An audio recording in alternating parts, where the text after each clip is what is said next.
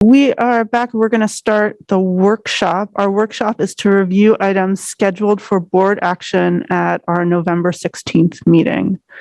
So, Mr. Superintendent, do you want to?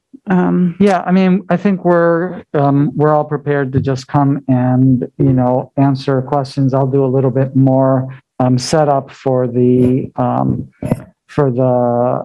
transportation policies than for the other stuff. But, I think I'd like to start with Kathy, just, walking through briefly what's in the memo and answering any questions that you may have. So, Ms. Winchembach.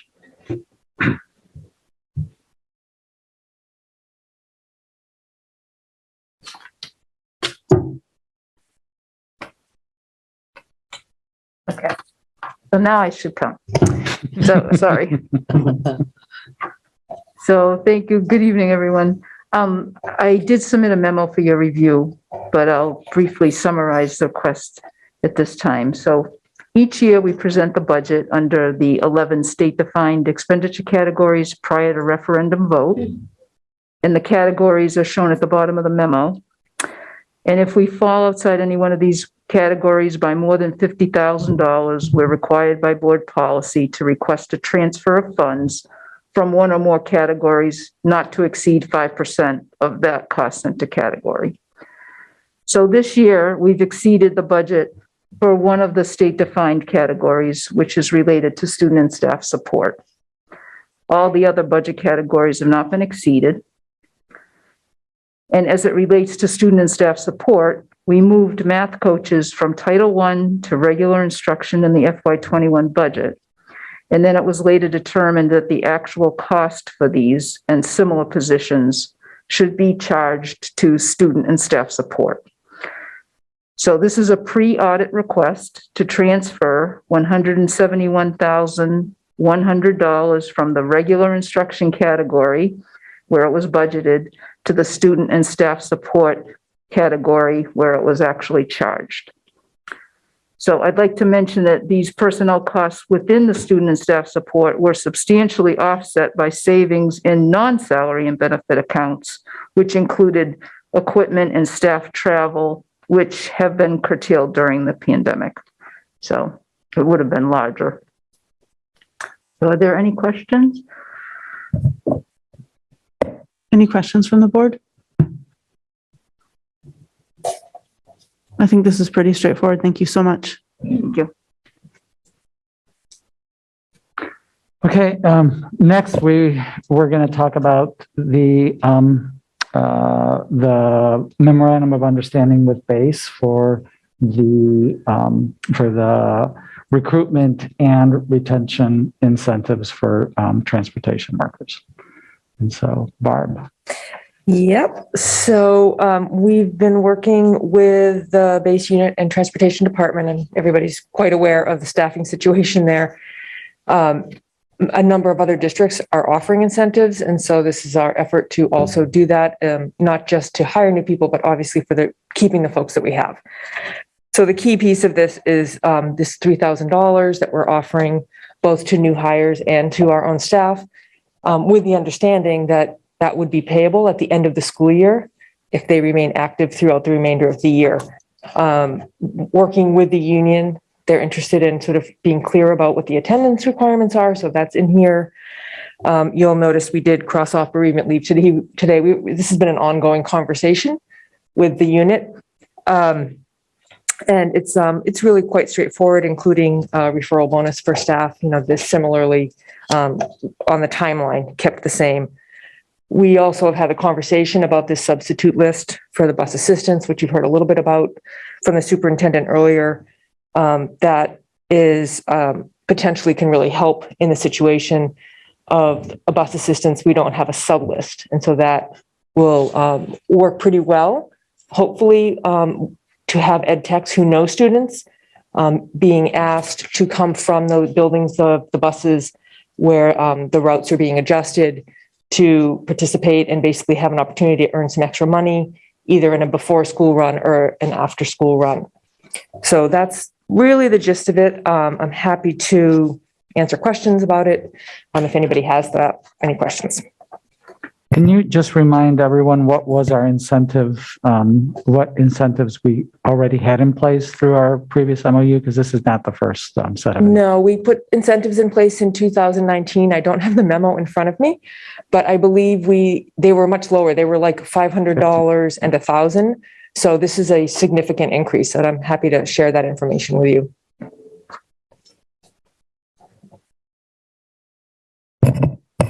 Are there any questions? Mr. Rivera? Thank you. I fully support going in this direction of incentivizing to help with our hiring deficits. I was just curious, the money that we're budgeting towards this, where's it coming from? Are we using COVID dollars for this? Okay. Yeah, that's the plan, is to use ESSER, ESSER funding. Okay, thanks. Mr. Burke? Two questions. How's this compared to the bonuses that other districts are offering? That's the first one. This is the higher end of what other people are offering. This 3,000 is what Scarborough and some others have offered. So we're just basically matching that. Okay.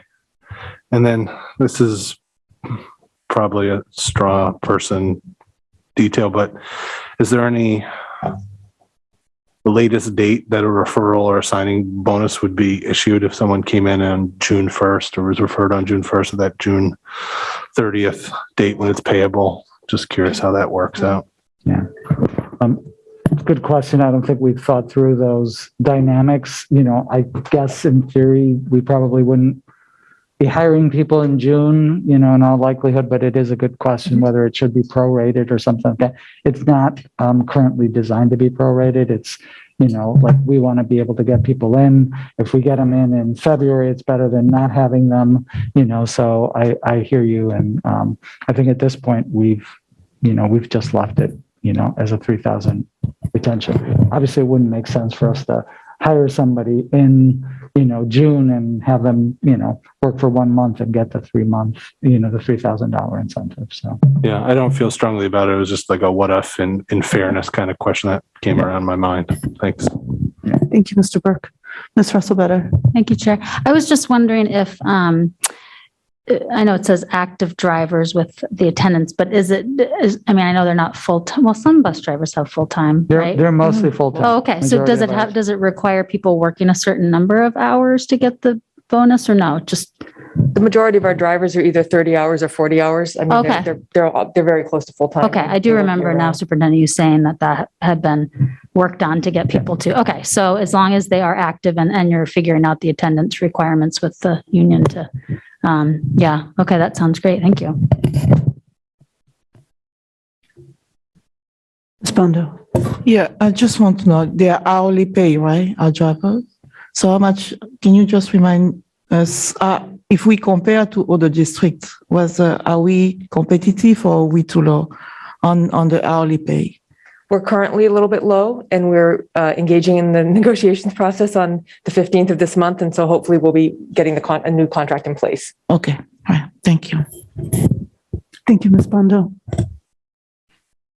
I don't see any other questions. Thank you so much, Ms. Stoddard.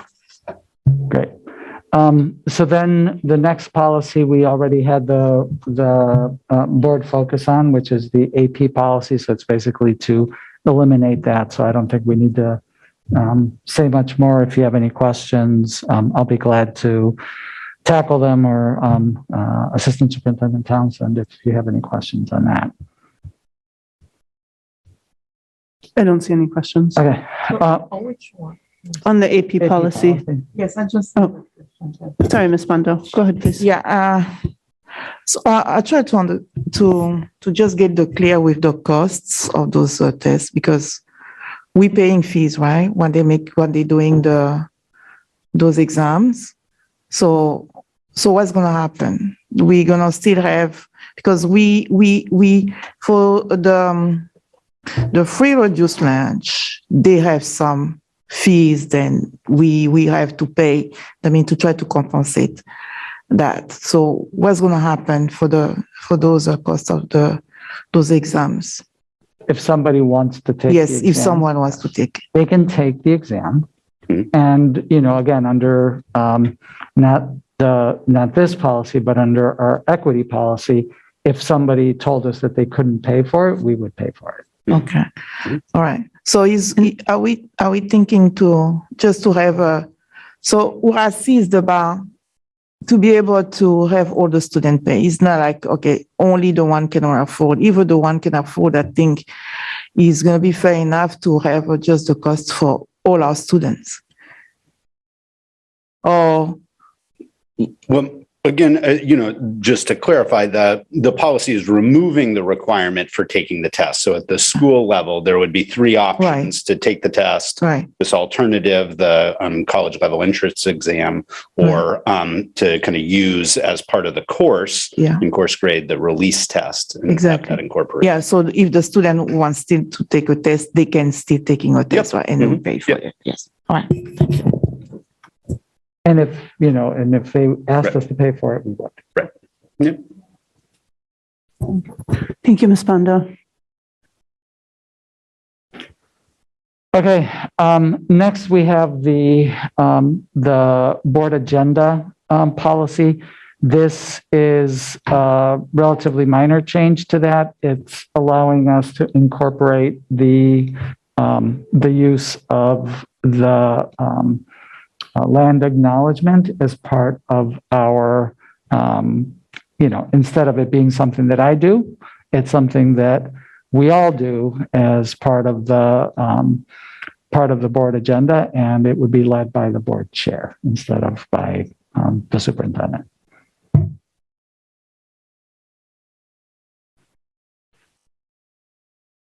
Cannot find that. Here it is. So we just D is Pledge of Allegiance and land acknowledgement. Good. Great. Okay. So let's talk a little bit about these other policies. These are the policies that are designed to enable us to be able to use sort of non-traditional means for being able to transport students to school. And so one set of policies, EEBB and EEBR, one is a policy, the other one is a procedure. Those are related to people using their own vehicles to transport students. And then the other set of policies are existing policies, EEAD, and then the procedure EEADA, and those govern the use of district-owned vehicles for, by staff to transport students, presumably the non-transportation staff that would be using these vehicles. So the most significant policy that we're looking at is EEBB, and that will be for your approval. And what that does as a policy is to, in essence, say that, there are times that we cannot transport our kids using the traditional means, and we may need to ask staff or volunteers to transport students in their personal vehicles, and it outlines the process by which people are vetted to be able to do that. So it establishes what are the requirements that we will follow to have people be approved to transport students. And then it also stipulates that nobody will transport a student who does not have consent signed by their parents, or, if it's a student who's reached majority age, by the student themselves, sort of giving us permission to transport their student.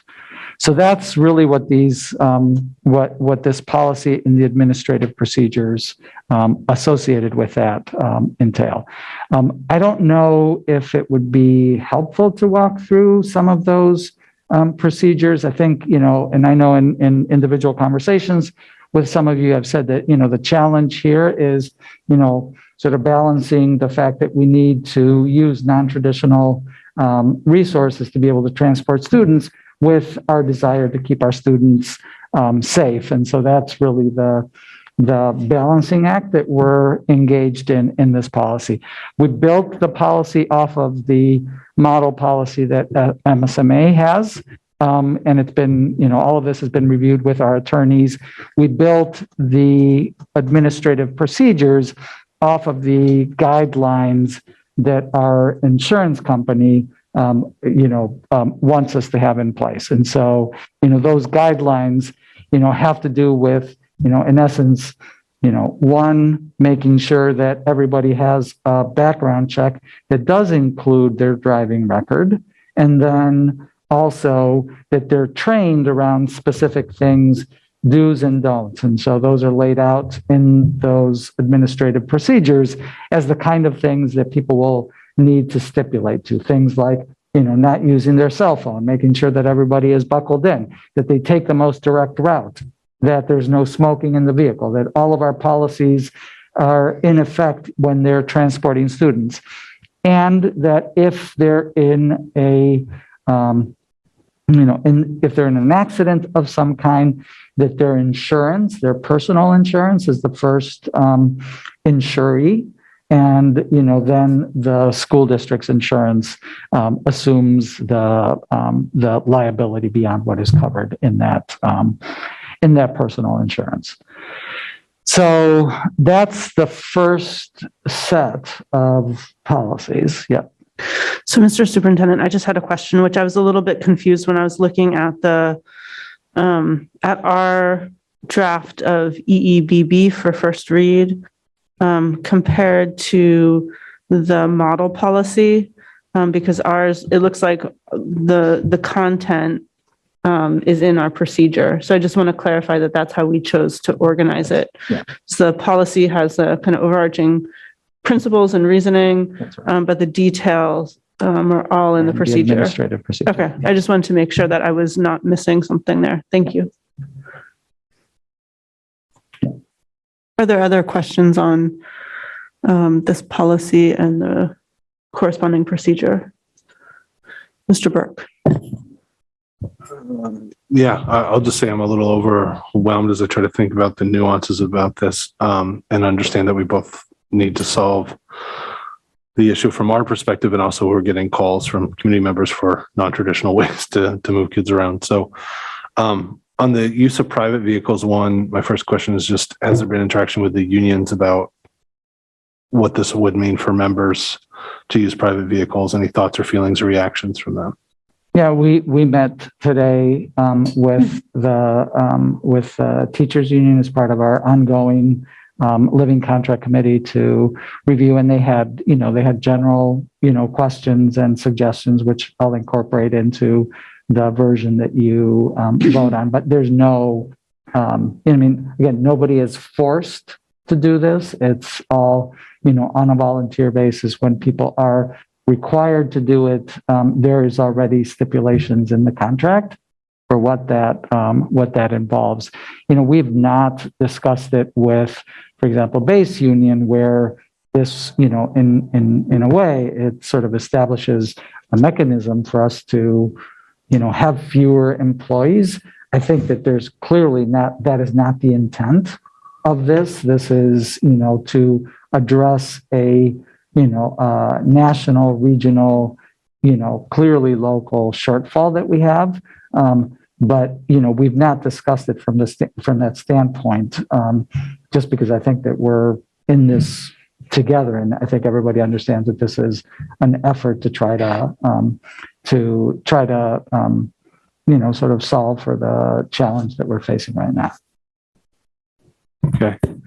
My second question, I don't think I saw it in the procedures. Is there anything related to having more than one adult in a car transporting? That was one of the things that came up today, and it will be incorporated in there. So no single student with a single adult. So you could have two kids with a single adult, or two adults, with multiple students and so on. Thank you, Mr. Burke. Ms. Russell Better. Thank you, Chair. Superintendent, I just had a question. You mentioned, certainly staff have background checks, and then you mentioned, I was just looking at the MSMA in the memo here that you shared, the property, I think it's their suggestions, right, about transportation of students. Is there anywhere else besides here? I mean, I see where their recommendation in number 1 is background check and or driving history. So was there anywhere else? That's in our procedures. That is in, Okay. EBR. Oh, okay. We do have the background check, including the driving. Okay. So I guess I would feel more comfortable knowing more detail about, because I know in higher, I know there's, I would want to know for driving, I guess, what specifically does that mean? What does it says in Okay. A1, including but not limited to driver's license revocation, loss of insurance, OUI charges, etc. Okay. And I'm sorry. So that policy is? That is the procedure that we're advancing. So that's EEBR. Okay. Thank you. That's helpful. Which is largely built off of the MSMA guidelines. We decided to put it into procedure as opposed to having all of that be a part of the policy. Okay. Thank you, Ms. Russell Better. Mr. Youssef. So, including parents. So parents can transport other kids, right? Parents can always transport other kids if this is an arrangement between parents. Oh. But if it's an arrangement because we're not able to meet our, our transportation responsibilities, that's why this policy needs to exist. If if your brother asks you to drive their child to school, they're not doing that because we said, we can't transport them. So what this is intended to do is in those instances where we're not able to do it and we need to draw in people to do this, for us to be able to do that, we need to have this policy framework in place.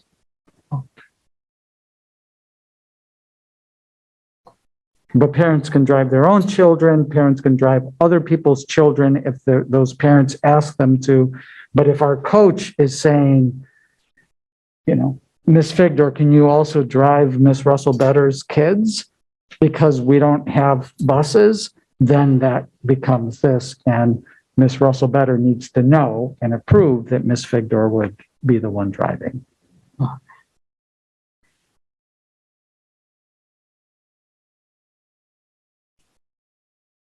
There's also a cost preparing those volunteers, right?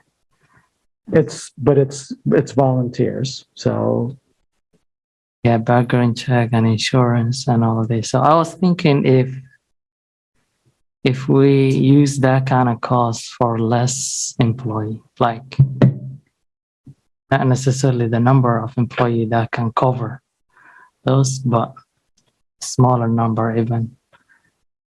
Yeah, I mean, and I think that, and I said this during my update, that we're continuing to explore ways to hire, more people. So, just in the last couple of weeks, we've contracted an additional, a bus and a van that we'll be able to use for, to sort of relieve the pressure. If we've got, one bus that's out, this contracted route can take over. If we have, a trip or something along those lines, the van can help us to do that. We're also looking at, engaging with different organizations now that provide, for example, home health aides to perhaps help us to do some of that transportation. So those are non-traditional, they don't do school transportation, but those would be contracts So those would not be volunteers. Those would be people that were actually contracting with a firm to do that. But what this does is if, we need to mobilize people on a, Wednesday morning because we don't have enough drivers for two of our buses, this is going to give us the ability to do that. If we, which we currently don't have the ability to transport people to their basketball games, this gives us a means for being able to organize it so that it's not just the kids who know somebody else's parents, but it's also for all of our kids. We're able to provide, a means to get to the game. Thank you. Thank you. Max.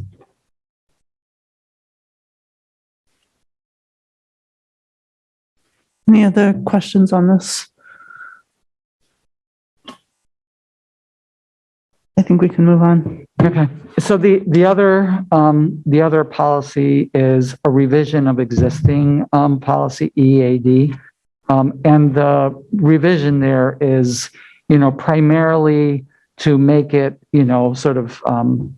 less about the relationship with the city and more about connecting it to our current circumstances.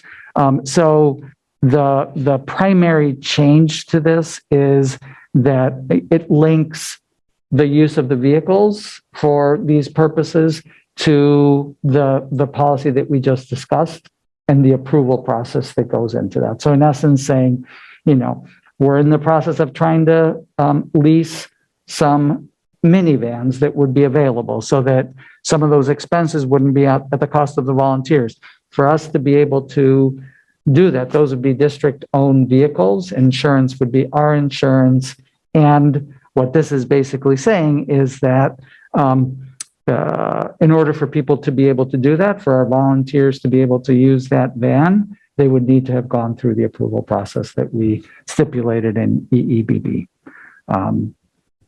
So that's the policy. And then the procedures is, the bulk of the procedures are in the EEBR that we just discussed. And this is actually just retaining most of the procedures that were previously in place. And let me just look for the red line real quick, just to refresh my memory on that. So just some of it is language changes, instead of city, Portland Public Schools, and, again, linking it to the procedures and this is a typo here, EEBB-P really should be EEBR. So we caught that today and I need to change that. So, and otherwise, just to put this in context, this policy had not been revised since 1992. So,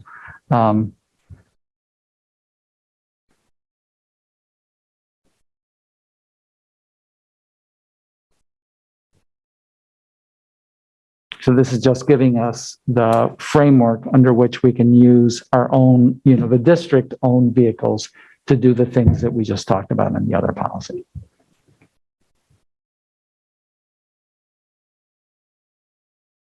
Any questions on these?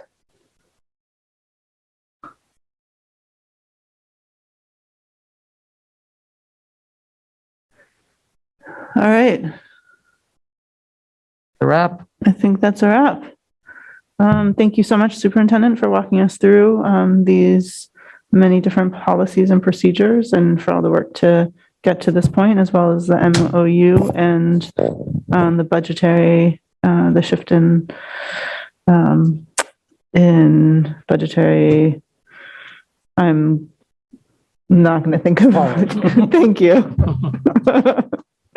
I know, I could think of it. I should have the agenda in front of me. Cost centers, thank you. So with that, we're gonna end the workshop and that formally concludes our work tonight. Thank you so much, everyone. And please do join us for the State of the Schools address on Monday at 5 p.m. And then we'll be back here on Tuesday at 6 p.m. for our final board meeting of this board. Good night, everyone.